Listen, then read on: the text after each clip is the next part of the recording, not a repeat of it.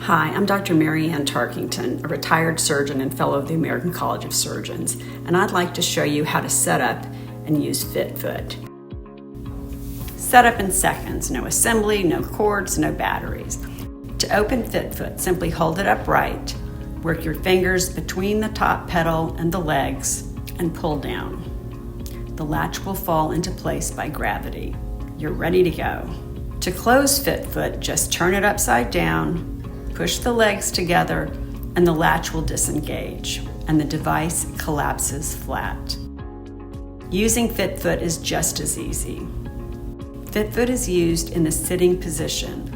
Position FitFoot on the floor in front of your chair such that when you place your foot on the top pedal, your thigh is parallel to the ground and your ankle directly under your knee or slightly forward.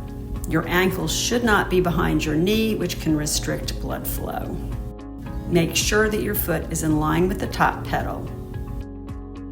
Start with your foot in a neutral position. Point your toe down, called plantar flexion, as far as you can go.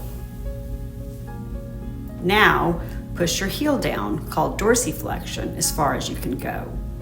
Notice that the further you move from the starting or neutral point, the harder it gets. Resistance exercises of the foot, ankle, and calf can increase muscle strength, flexibility, range of motion, circulation, and help prevent muscle and bone loss associated with aging.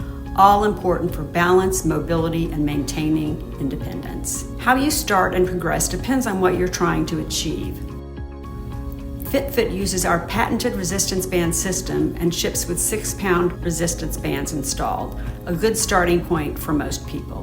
The resistance level is variable, so you can change it to fit your needs.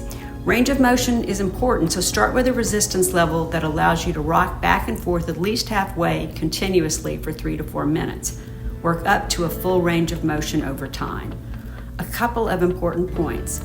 You must have at least one band on each side, crisscrossed relative to each other, or the device will collapse. Bands should not touch in the middle where they cross, which will decrease the life cycle. If the resistance level is too easy, you can change one or both bands to a higher level of resistance.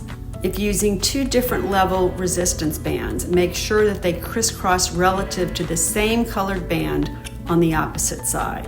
If one motion is harder than the other, take one band off one side. This will decrease the resistance for one motion and increase it for the other. If dorsiflexion, lifting your toes up and pushing your heel down, is more difficult, or you're working on increasing the strength of those specific muscles, position your foot with your toes on the end with 2 bands and your heel on the end with 1 band.